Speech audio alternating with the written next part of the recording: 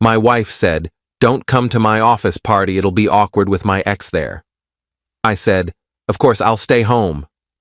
What she didn't know was that I was the new regional director, her boss invited as a surprise guest. When I walked in and she saw who was sitting next to me, her face went pale.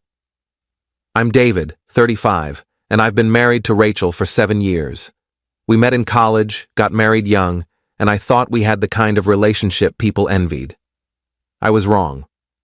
3 weeks ago, Rachel came home from work acting strange. Not suspicious strange, excited strange. She was on her phone more than usual, smiling at texts, and when I asked what was up, she'd just say, "Work stuff," and change the subject. I didn't think much of it. Rachel worked in marketing for a mid-sized pharmaceutical company, and her annual holiday party was coming up. She'd always brought me before. Then last Tuesday, she dropped it on me while I was making dinner. "Hey, so about the office party on Friday," she started, leaning against the kitchen counter. "I think maybe you should skip it this year." I looked up from chopping vegetables. "What?" "Why?" She hesitated, which should have been my first red flag. "It's just, Marcus is going to be there." Marcus, her ex-boyfriend from before we met. They'd dated for 2 years in their early 20s, and according to Rachel, it ended amicably when he moved to Seattle for work. I'd never met the guy, never even seen a picture. "Okay," I said slowly. And I just think it would be awkward. You know how exes at work events can be. I don't want any weird tension ruining the night. It's better if I just go, have a drink with the team, and come home early. Something in her tone bothered me, but I couldn't place it. "Rachel, we've been married 7 years. Why would I care about some guy you dated over a decade ago?" "You wouldn't, but he might. He's been acting kind of, I don't know, nostalgic lately. Asking about my life, commenting on old photos on LinkedIn. I just want to avoid drama." I set down the knife. "If he's making you uncomfortable, maybe you should report it to HR. "It's not that serious," she said quickly. "I just think it's easier if you're not there." "Please, David, just this once." I agreed. Like an idiot, I agreed, because I trusted her. Because in 7 years of marriage, she'd never given me a reason not to. What Rachel didn't know was that 2 months earlier, I'd been quietly headhunted for a regional director position at her company. The offer came through a recruiter, and I'd gone through 3 rounds of interviews with corporate, not the local office where Rachel worked. I'd accepted the position and was scheduled to start the Monday after the holiday party. The CEO himself had invited me to the party as a surprise introduction to the regional staff, including Rachel's department. I hadn't told Rachel yet because I wanted to surprise her. I thought she'd be thrilled. I should mention, I'd been working remotely for a tech consulting firm for the past 4 years, so Rachel had no idea what my day-to-day looked like anymore. She knew I was interviewing for local positions, but I'd kept the details vague because the job market had been tough and I didn't want to get her hopes up. Friday night arrived. Rachel spent 2 hours getting ready, which wasn't unusual for her, but she was more meticulous than normal. She wore a black dress I'd never seen before, not inappropriate, but definitely more form-fitting than her usual work attire. She kissed me goodbye, told me not to wait up, and left. I waited an hour, then got dressed myself. I'd kept the whole regional director thing completely under wraps, even from our friends. The CEO had sent a car for me, and I arrived at the hotel venue around 8:30. The party was in full swing when I walked in. The CEO, Richard Chen, spotted me immediately and waved me over to the executive table. That's when I saw him, Marcus, sitting right next to where Richard was gesturing for me to sit. Richard introduced us, explaining that Marcus was the new VP of Sales, just promoted last month after relocating back from Seattle.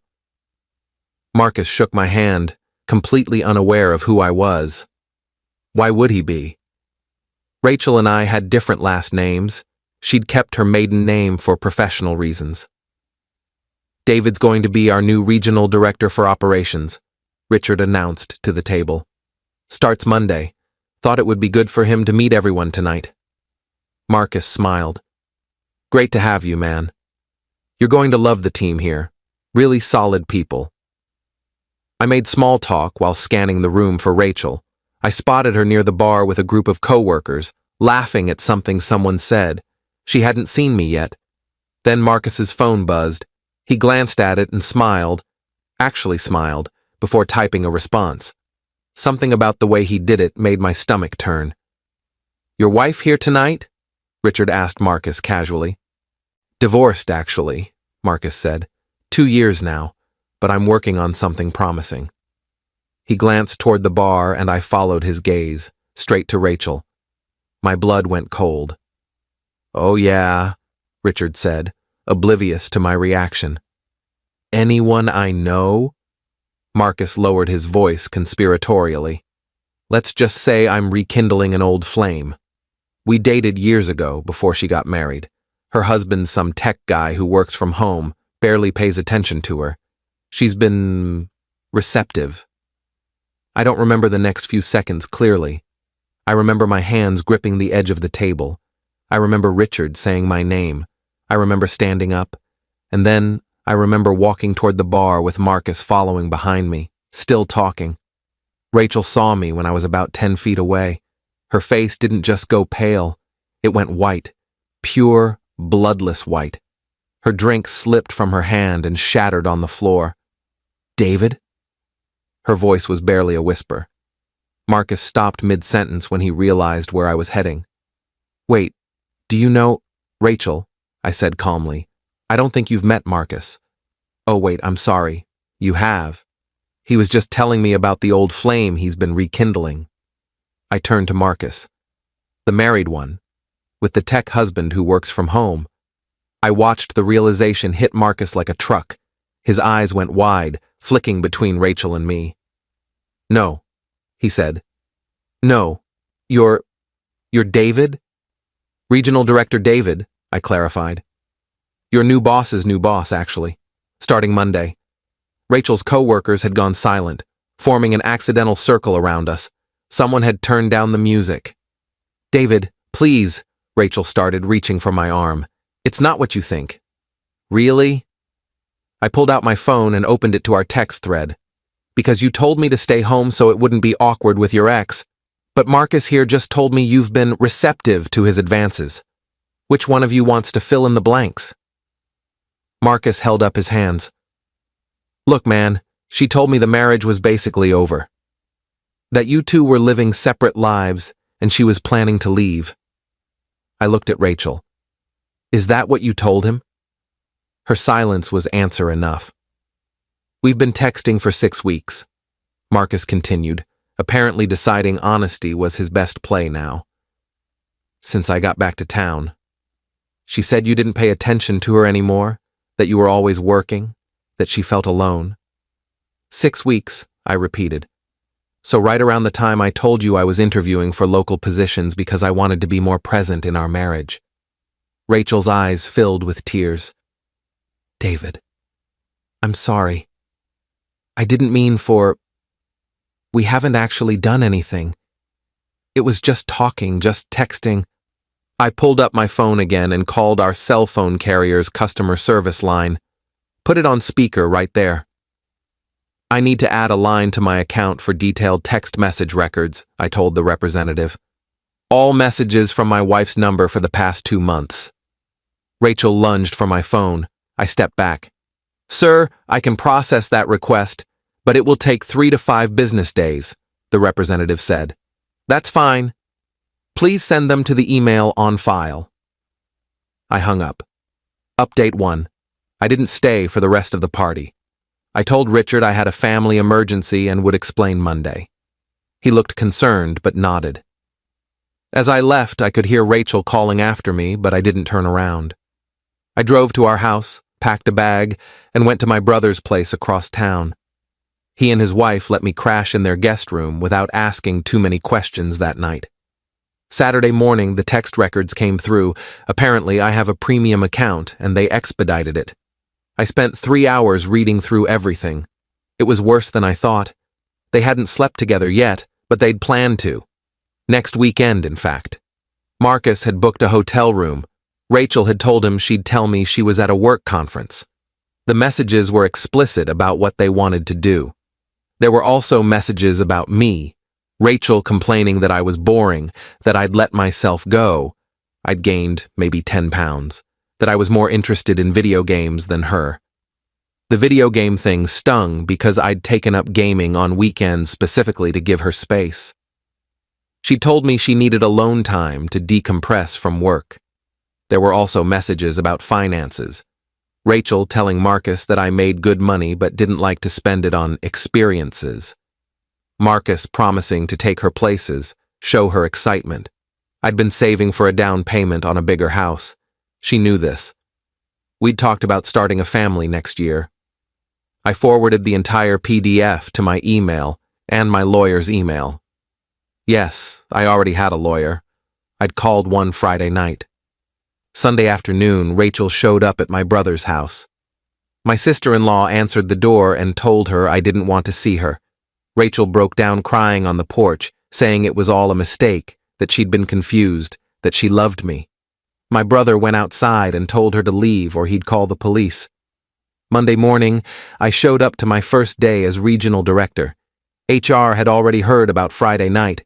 Corporate moves fast when executives are involved.